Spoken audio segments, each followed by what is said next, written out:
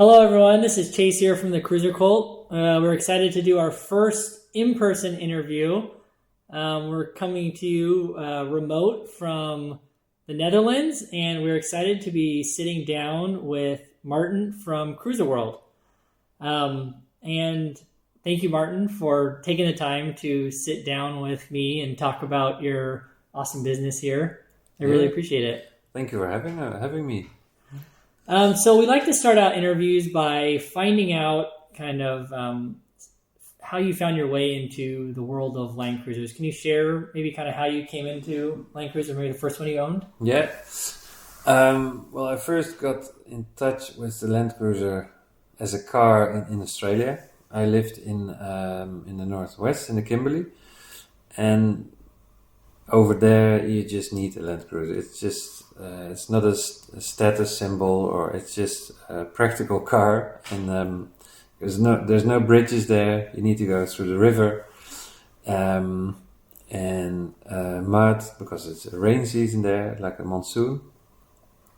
And I must be honest, like I've always been a car lover, but Japanese cars were never my thing. I found the designs very almost like non-designs, and until I saw the 60 series in the Kimberley, that's the name of the region in the Northwest, and I thought, wow, there's something special about this. It is boxy, but it's not at the same time. The lines are very exciting to look at. And then it slowly started, I think. Yeah. But I never owned one before, and I never owned one in Australia while I was there. But I got a lift from an Aboriginal artist painter. He drove me up and down the Gib River Road every now and then. And it was just awesome, going through the rivers and the capability of the car. And it was just not... giving how do you say that? You didn't feel that you were on an unsurfaced road, going over rocks, through the water, just like normal.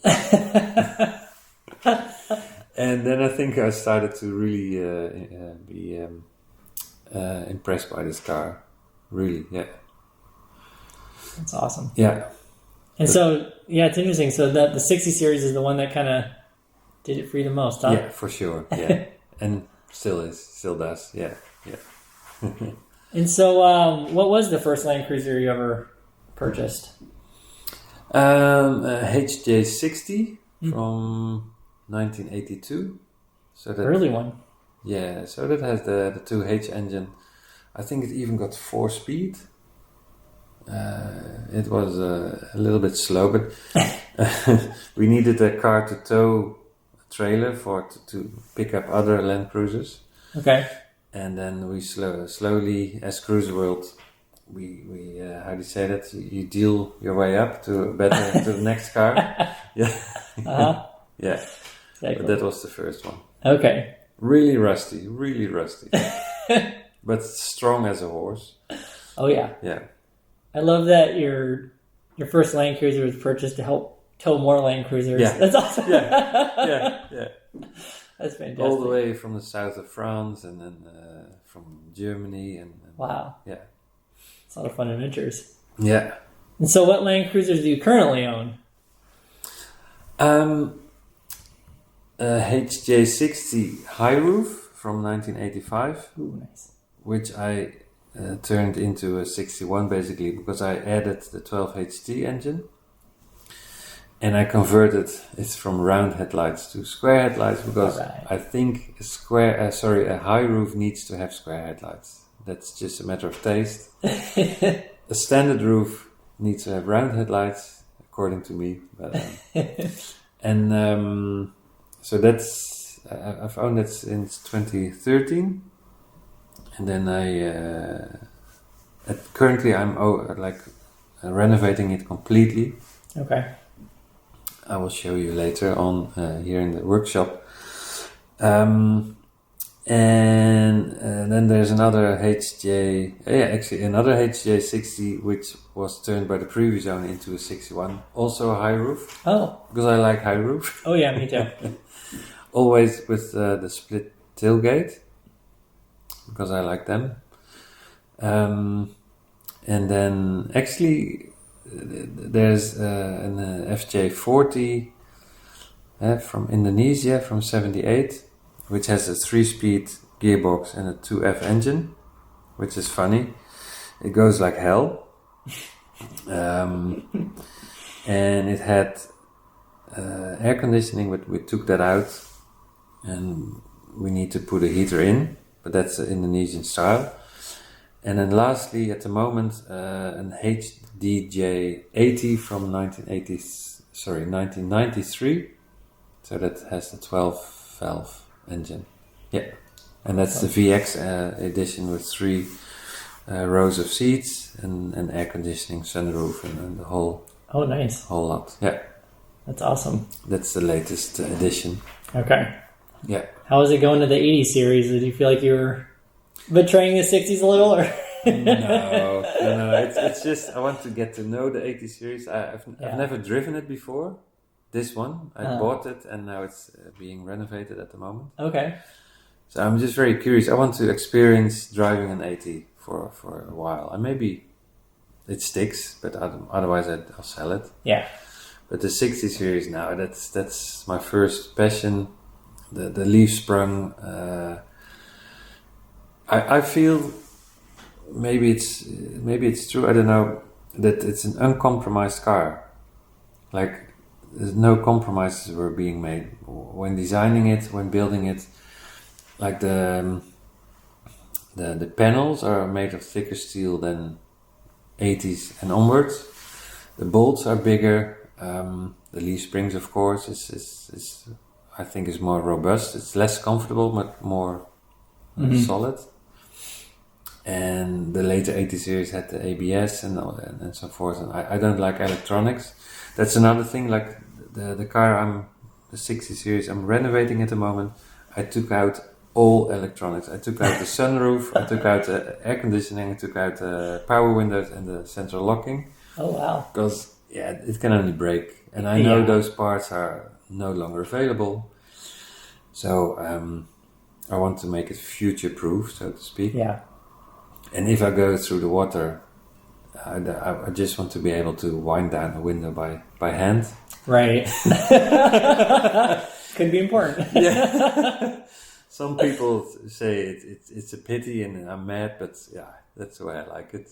Oh no, there are many cruiser heads out there that want the full manual options. Even the 80 series, they want like the cloth interior versus the leather. And so, I get you. A lot of people do too. Yeah, and that's why I appreciate it and understand the wish of the Australian people to stick to the solid axles. When the 100 series arrived and Toyota left the solid axles, and they said, "Oh, we don't want this. We need rugged, solid cars." And then they gave him the 105 with wind down windows and no turbo. That's a bit of a pity, but But when I'm in Australia at the moment, when I visit, I drive my other Land Cruiser, which I'm very passionate about, but I can't drive it here. It's VDJ76. I find that a very beautiful car, also boxy, but still exciting to look at. And the V8 turbo diesel intercooler engine, that's just marvelous. It must be a beast. Yeah, especially when the exhaust is a little bit bigger. Oh, the sound gives me goosebumps. I can only imagine. Yeah, and we can't really have it over here. You can, but it's very hard to get it registered. Okay. And so whenever I go there, I treat myself of renting one. Yeah. Yeah. One day I hope I can drive one around. It's awesome. It's marvelous and awesome. Yeah. So that. I think that would be my second in line for the most beautiful Land Cruiser after the 60 high roof. So the 76. Yeah. Yeah. I'm with you there. Is there ever has there been a Land Cruiser that I guess got away or maybe wish you didn't sell? Or you? Yeah.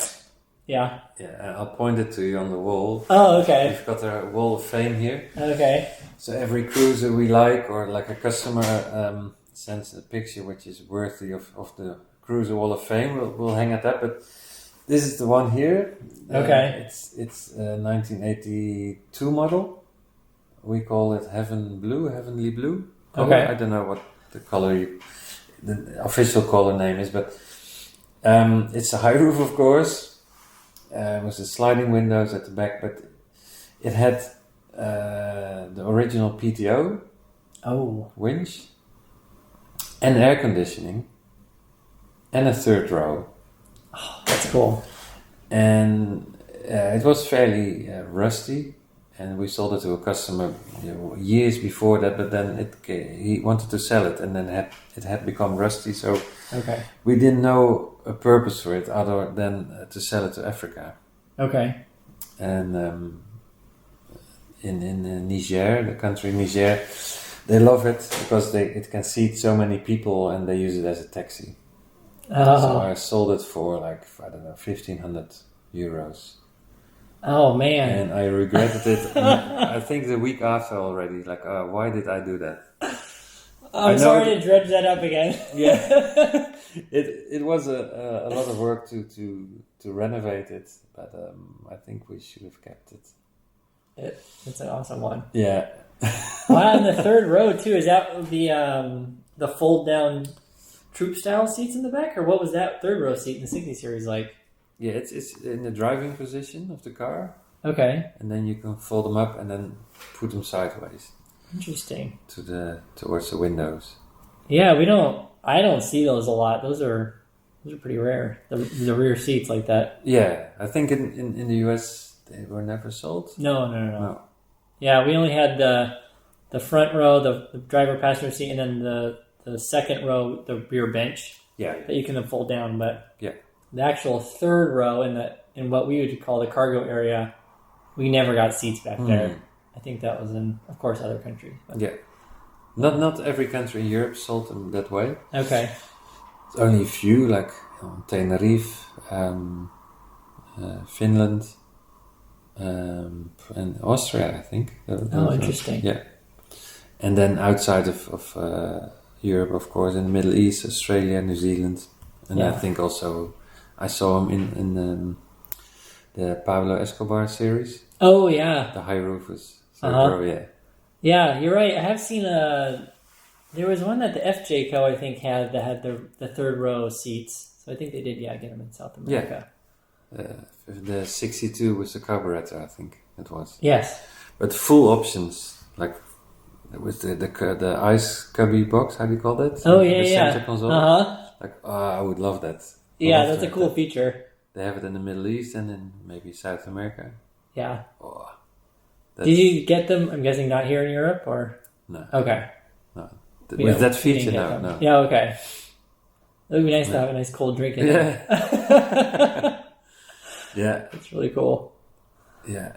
And so I guess talking about the cruisers you've owned in other parts of the world, have there been any trips you've taken in your cruisers that or is there one trip that kind of stands above the rest that you, I don't remember the best? Yeah, there's a lot of the best actually. Oh, that's good. If I think out loud, Sardinia was beautiful with my cruiser on my own. The beaches, I always camp in the wild, so that's one thing. Like I camped on the beach, I camped in the mountains, and there's also some prairie there. I think some spaghetti westerns were shot there. Oh yeah. And it's just amazing countryside and very technical. The driving, which I like, is challenging. Mm-hmm. Another one was, of course, Australia and the Kimberley. The Kimberley is, I think, the best off-road country or site I know in the world. With the terrain is technical. The river crossings are very challenging and nice, and then the scenery is breathtaking. With all the gorges and the waterfalls and the water lilies and I don't, but also the crocodiles, etc. So it's everything. It's got everything. Yeah. And another one would be South America. I've taken a trip from Paramaribo in Suriname with an HZJ73 all the way to Rio. Oh, wow. Through British Guyana, Venezuela, and Brazil, through the Amazon. Took a few ferries over the Amazon. Wow. Manaus. That was amazing. That was actually Venezuela was beautiful. Oh, really? Yeah. And that was at the time, I think it's still that time, by the way, but at that time the diesel costed, for $1 you could buy 5,000 liters of diesel. Yeah. That's awesome. Yeah. That's amazing. Yeah, that was weird. We can dream now.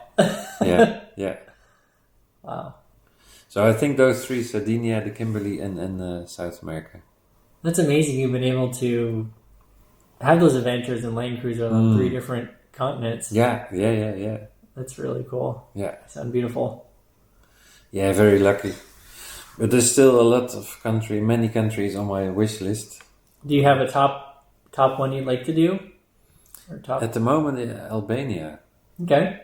I hear so many good stories about Albania.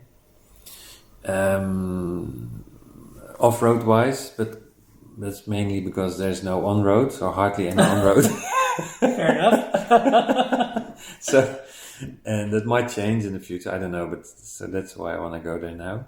Okay. But also the friendly people, and you can camp there in the wild everywhere, and people don't mind.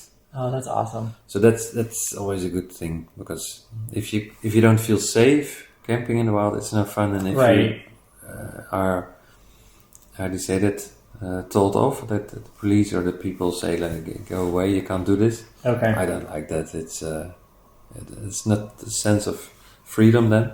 Right. And I think, to me, this whole Land Cruiser experience is around freedom. Yeah. You can go anywhere, you can be anywhere, and then you're independent, and so that kind of experience. Oh yeah, I'm with you there. It's way nicer when you just kind of get out in the wild and don't have to worry about all that kind of the regulations and where you can go, where you can't go, and yeah. That's awesome. Yeah. Well, I'm excited for you to hopefully take that adventure soon, and you can share some pictures. And it would mean that I had finished my restoration, which I'm doing at the moment already for 18-20 months. Okay. So, but by this Christmas, next Christmas, it will be finished. Nice. Yeah. You definitely have to take it on that maiden voyage then. Oh yeah, I'll take it to Norway then. Okay. After Christmas, yeah. Awesome. To go through the snow. Oh yeah. Yeah. Hopefully don't crash it, but no. Don't say that. Don't say that. It's gonna be just fine. Yeah. Well, that's awesome. Thank you for sharing. Your some of the past there and the stories. But it'd be let's kind of switch gears a little bit and kind of tell the viewers about Cruiserworld. And so, your business. Can you tell us kind of, I guess, what Cruiserworld is, kind of the services it offers, but also the kind of the origin stories, how you got this started? Yeah. Well, the origins they lie in Australia. Like I said, the appreciation of this beautiful classic car, and my brother and me, we started it in 2010. We both had jobs. He was a sailor. I was working at university, and we both found our job not inspiring enough anymore. And then we saw the prices of the 60 series to be quite high on the internet in Holland. And on the other hand, in other countries in Europe, we found the prices to be quite low relatively. And we saw like a business model there. And next to our jobs, we started just to import these cars for fun. But we sold them immediately, like within, I don't know, maybe 10 minutes when they were on the internet. And after that, we thought maybe this is like, how do you say that? Like, to be lucky once. Okay. Like a coincidence luck, or how do you call it? And then we thought we're going to try it again. But the same happened. And then again. And then the same happened. And we even sold it before it arrived here. Oh, wow. So then we thought, okay, this is no coincidence. Yeah. And after, I think, 3 months, we decided to quit our steady job, like a permanent job, and started to import these cars. And that was a full-time business for a while. And then after a while, we noticed that spare parts was a problem in Holland, because Holland never really had these cars on the road.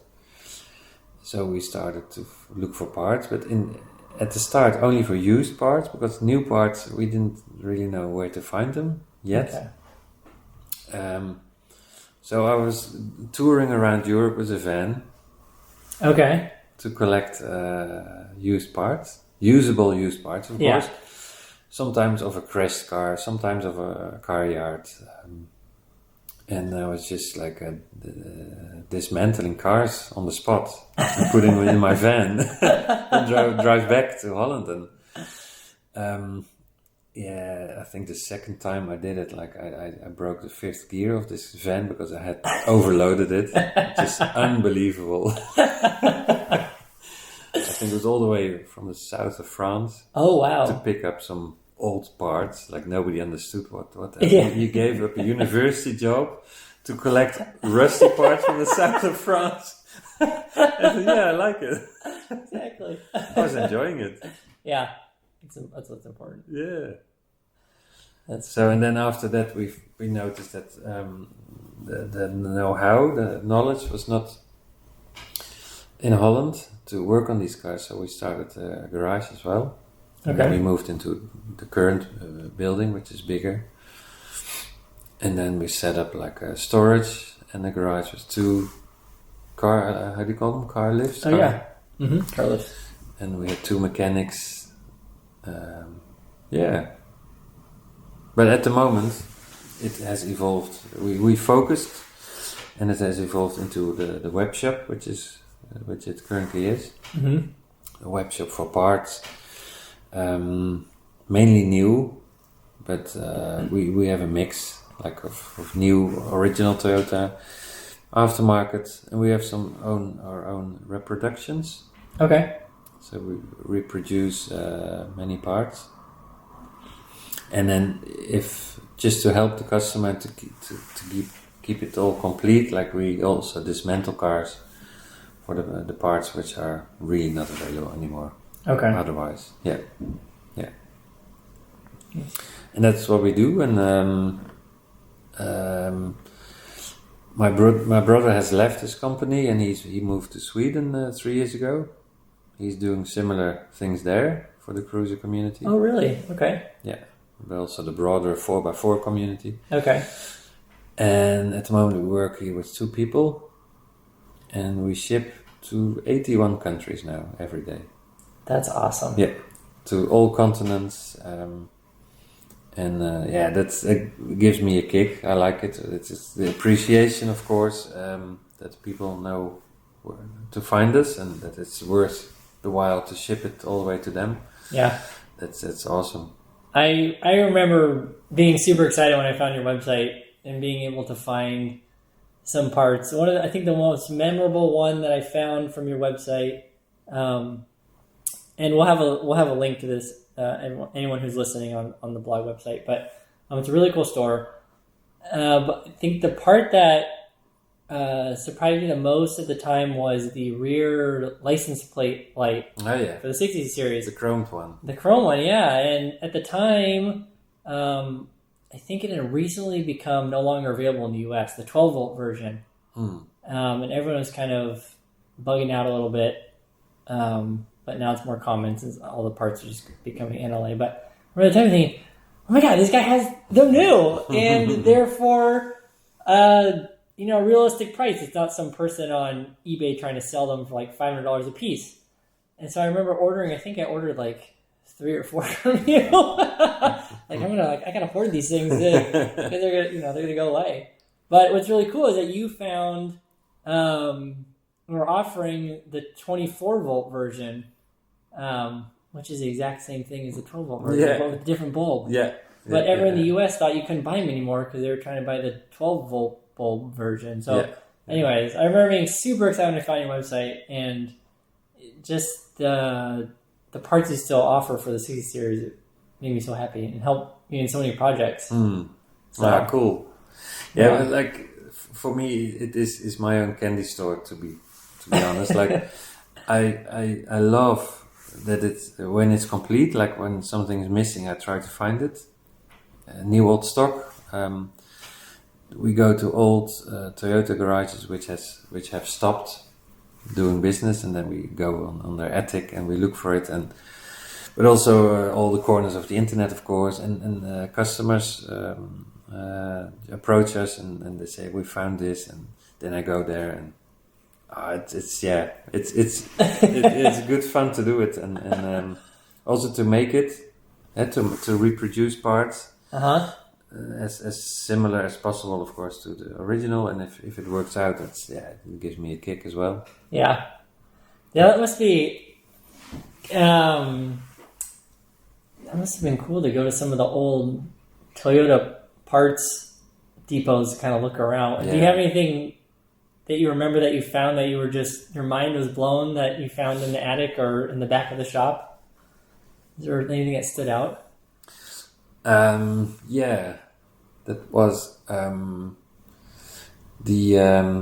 we were approached by somebody who had, how do you say that, he had housed, can you say that, he had given a house to the generals of the Yugoslavian war. Okay. From the UN.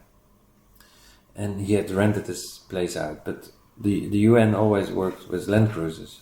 Mm-hmm.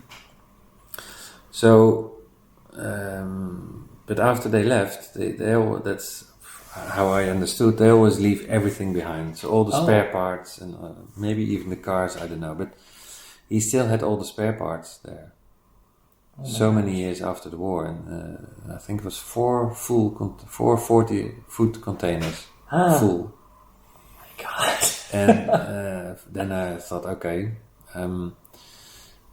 send me some photos. And he did, and I was just like you say, my jaw dropped, and I was getting excited. But it's always good to become not too excited. So yes. I went there, of course. I took the airplane. I took my laptop with my the EPC, the parts program of it, and just to check if those parts were usable for us.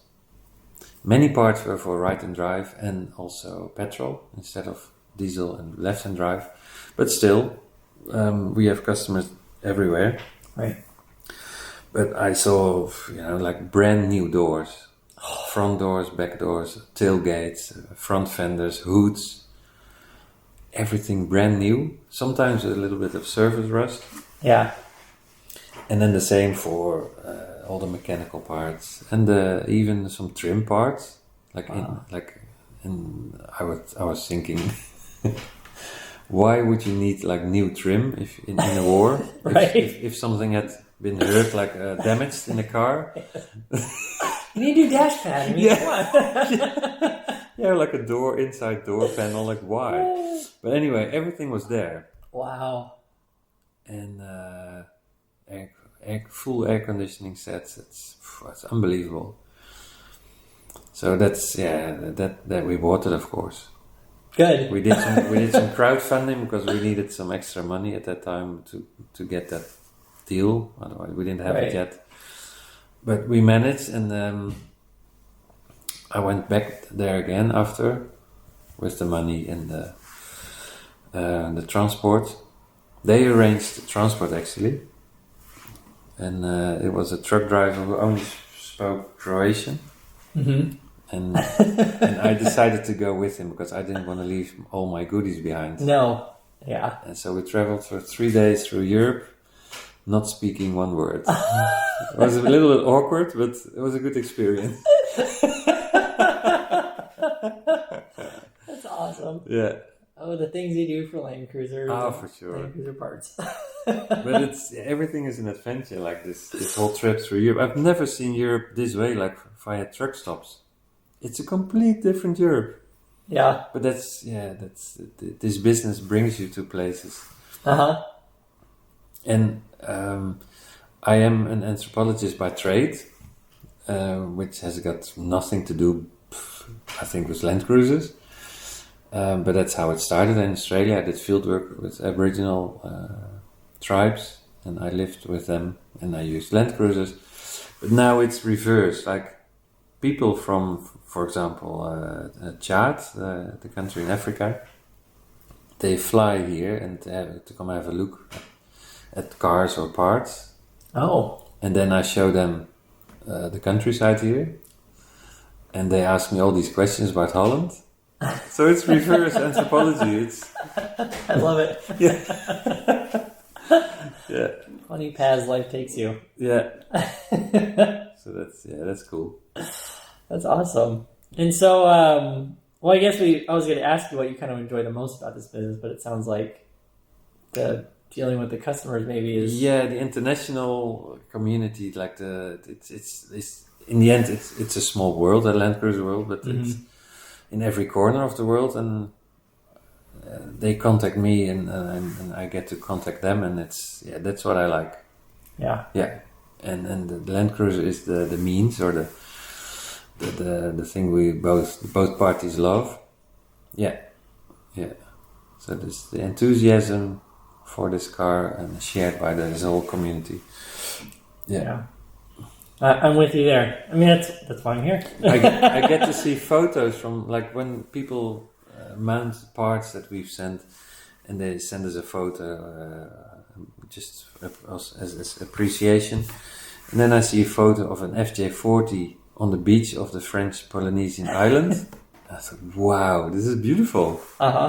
Or somebody in Benin working on his HJ60, and he is so proud that he made the engine run again, and he's doing up the body and repainting it, and we help with parts, and so we share some knowledge and how should you do this and that.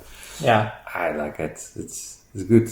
That's awesome. Yeah, it's a great way to connect with community. Yeah, for sure. Yeah.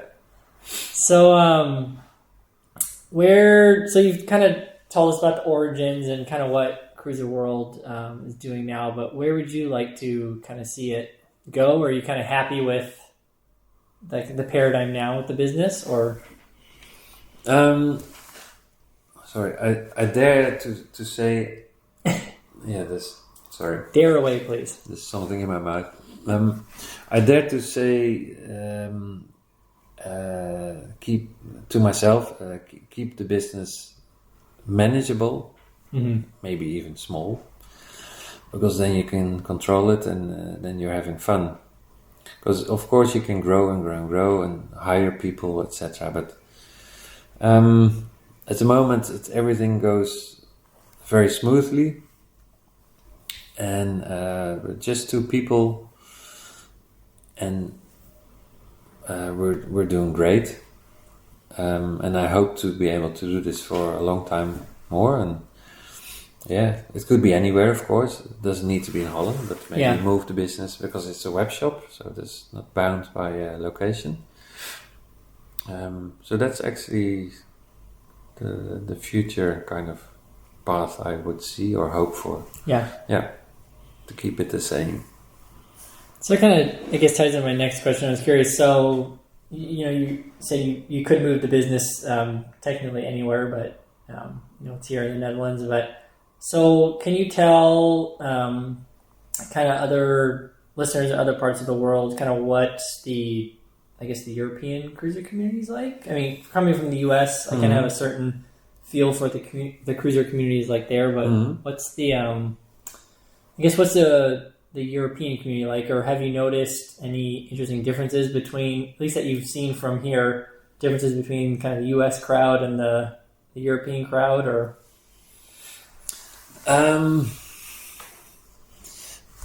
I do need to think about it a little bit.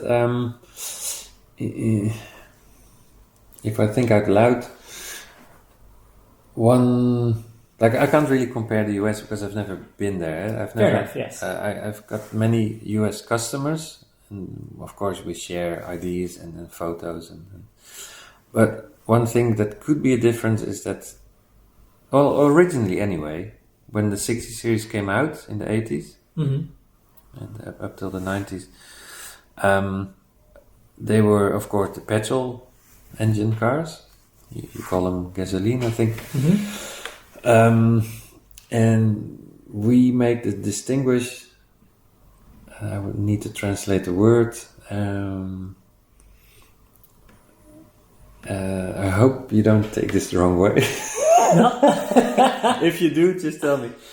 But you've got show horses or show ponies and working horses. Exactly. And we always, in Europe, we look at the FJ60 with all the chrome and the FJ62 as well. The chrome bumpers and the chrome trims to be very beautiful. And they're always in a good shape after 30 or 40 years. And the European diesel, the HJ60 and 61, they are run down. They worked so hard their lives, and the inside is completely ruined. They always got like 600,000 kilometers or more on the clock, and there's no chrome trim, and it's like a working horse, like it has been plowing all its life. Mm-hmm. So but I don't know if it's still the same. In that difference.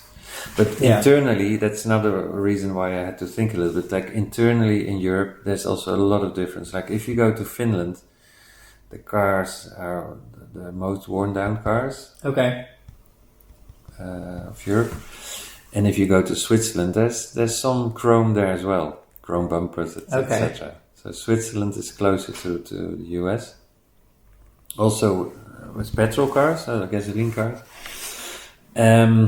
And Holland is in between.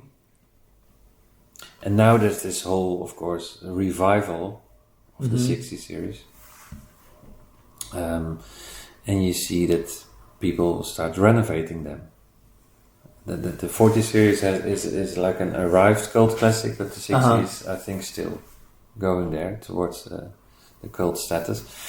And now I can make a distinguish between all the countries, how they renovate. And as an anthropologist, it just all fits into place. The character of a people, like the Finnish people, are very practical, and everything needs to work. It doesn't need to be very pretty. And in Germany, it needs to be very precise, of course, and better than showroom quality. And Holland is sort of in between. And in France and Italy, it needs to be very beautiful, but underneath, like the technical parts, not very important. Could have a drip of oil. Okay. Yeah. Interesting. I hope I don't offend any people here. Everyone and everything has its quality, but Yeah. yeah. Well, I'm glad you said all that, because that's where I was kind of curious about any differences, because in the U.S., from like basically from the 60 series on, and when you get the 70 series, the whole Land Cruiser market has been luxury. It's been we got very few options. We never got diesels. We only got even though leather and some things were technically options, that was they came standard basically from the dealership. So in the U.S., we only got these luxury vehicles, which are now old enough that people are actually using them more for off-road and modifying, like the 100 series and the 80 series. But in Europe, you guys, everyone here got the 40 series trucks and Troopies all the way to the end of the line to 1984, and they've been used for work. They weren't luxury options. They weren't some JDM LX version with the fancy zebra striped seats and air conditioning. And then you guys you all got the 60 and the 70 series, the diesel, and so I feel like the European continent has gotten kind of both sides of the coin. So it always interests me, you guys got the true spread, the workhorse Land Cruisers, and the luxury, quote unquote luxury version. So I was just kind of curious about that difference. And I'm glad you kind of talked about it. Because it's really interesting. It is, yeah, and then there's the Middle East, of course. We got many customers there as well, and that's similar to Switzerland and the US, with petrol and all the options, even some more options sometimes, like the ice box console. And then you've got Australia, which they need practical cars, robust, and of course I think Australia has been like the testing ground for many Land Cruisers before they went into production. Lots of feedback came from Australia, but they also have luxury. They also, I think, have the Lexus. Like, we never really had the Lexus 4-wheel drives here either. Okay. You just had the higher end Toyota trim. Yeah. Okay. How do you call them? The Toyota Sequoia. That's like the 100 series. The Sequoia in the US is it's one of their high end SUVs, but it's not. It's just under the Land Cruiser. But it's more luxurious than this 100 series, is it? No, in the US, the Land Cruiser is like the top of the line. Like, that's the most luxurious SUV you could have purchased from Toyota. And then the Sequoia, I believe, was a step technically below. Oh, I didn't realize that. Yeah. Okay. But we never had that one either. No. But yeah, I think you've talked about it a lot maybe already, but the 70 series, I don't really understand. Like, United States customers, they would love a pickup, I think. Mm-hmm. Oh yeah. and of course, the 70 series is is very sober. Like, at the beginning, they only had wind down windows and no RPM counter clock, no air conditioning, etc. But the pickup, why did they never launch the pickup there? Well, yeah, they stopped selling the Land Cruiser pickup, I think, in 1967. So Toyota... that was the 40 series. Yeah, Toyota cut us off early of any, utilitarian options. After that, we just got the 40 series and then the 55, but they cut us off from the pickup early, which is a bummer. And I think not having the 70 series is probably one of the biggest gripes in the US. People want that the most. Yeah, but now they're being imported a lot, I think. Yeah. My private people. Big business now. Yeah. And you mentioned the 50 series. That's another difference between the US and Europe. The 50 series is very, very rare here. It was sold to, I think, Finland and France, and maybe Switzerland. But at the moment, I think there's only 30 around in the whole of Europe. Incredible. Yeah. And I think in the US it's a fairly common Land Cruiser to see, or? It's not. I don't get the feeling that it's that common. I mean, there are quite a few, but they're definitely dwindling numbers. Okay. Rust really got them pretty good. But there's more and more interest now, and people are going to greater lengths to save certain models that I think, or examples that I think before people would have just written off to the scrap heap. Yeah. So that's good. Yeah. But the 55 is still not that common in the US. Okay. Yeah. I do like it. I'm one of those people who do like it. Yeah, I think it was just kind of polarizing, so maybe that's, I don't know. Yeah. Maybe it was the rust and some people Yeah, but some people find it really ugly. Yeah. Some people actually love them. Yeah. So. Yeah. That was a funny series. Yeah, people really polarized on those, but they're awesome. Yeah, I think so too. They're humongous inside. Very spacious.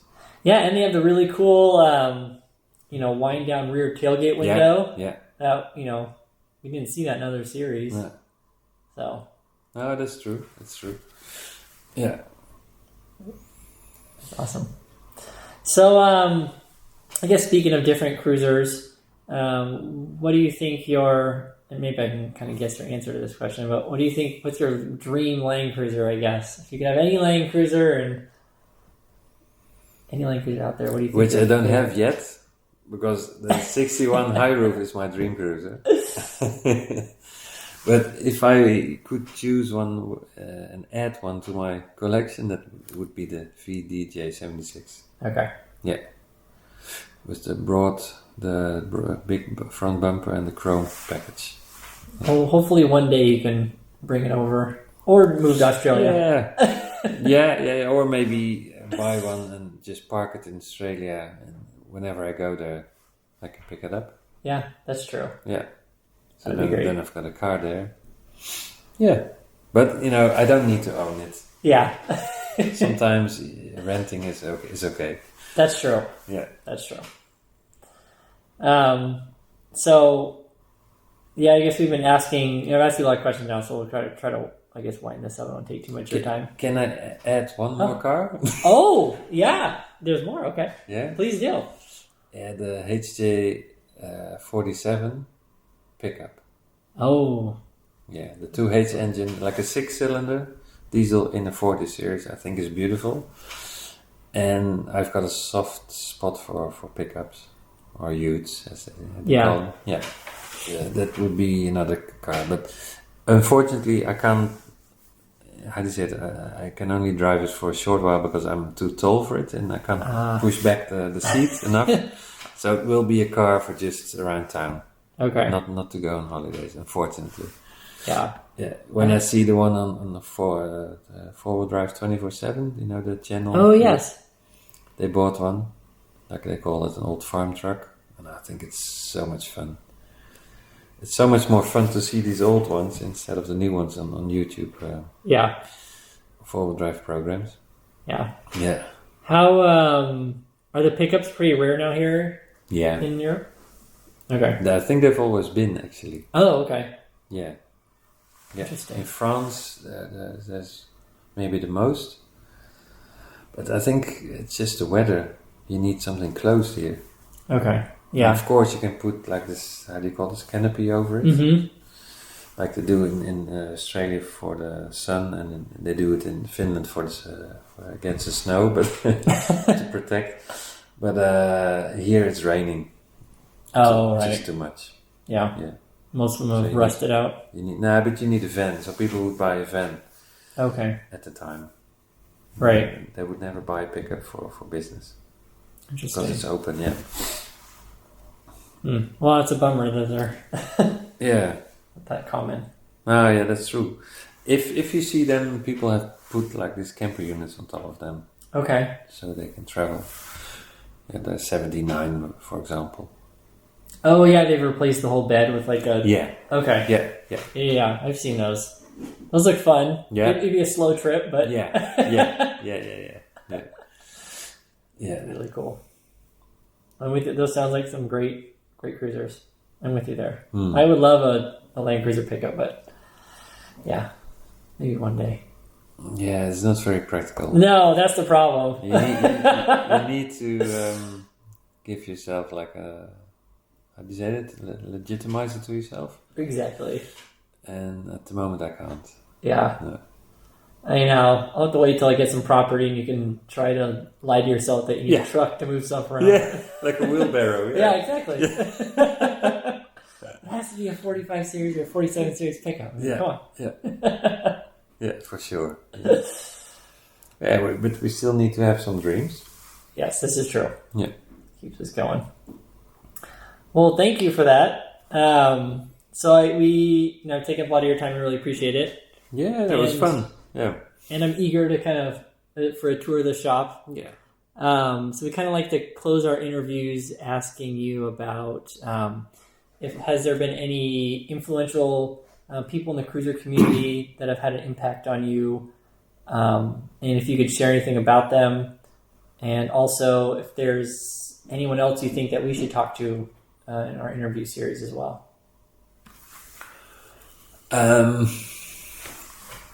Yeah, I think you should talk to Alan Gray. I think you know him, and he has so much knowledge about Land Cruiser in general, and especially about the diesel engine. And yeah, I met him, and it was just it's good fun. It's a combination of good fun, lots and lots of knowledge of the car, but also of driving, like off-road driving. Mm-hmm. He taught me some tricks, and at his age, it is just wow, it's amazing. Yeah. And somebody else, I think you would also appreciate a lot to talk to is Alexander Wolfhard from the German Bush Taxi forum, and yeah, he's also full of knowledge.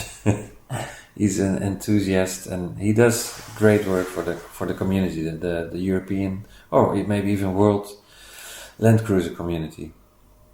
You know, the biggest festival of the world he organizes in Germany every year. Yeah, I've seen some pictures. Looks awesome. Yeah, it's over 1,000 Land Cruisers who come together from it's all the way across diagonal, like from Russia to Portugal, and from Norway to Greece. Like, it's everyone gets together and just talks about their journey, or the travels they did, or the renovation they did or are doing. That's so cool. Yeah, that's so, yeah. I think, awesome. Those two people. Okay. If you, they're willing to talk to you. Yeah. Well, we'll bug them and see if they take to it. Some people don't like to get interviewed, and that's fine. Yeah. But yeah. All right. Well, yeah, we'll definitely reach out to them. Thank you. Yeah. Well, thank you very much for your time. I really appreciate it. It's been really wonderful to hear your stories, and I'm sure you have a ton more.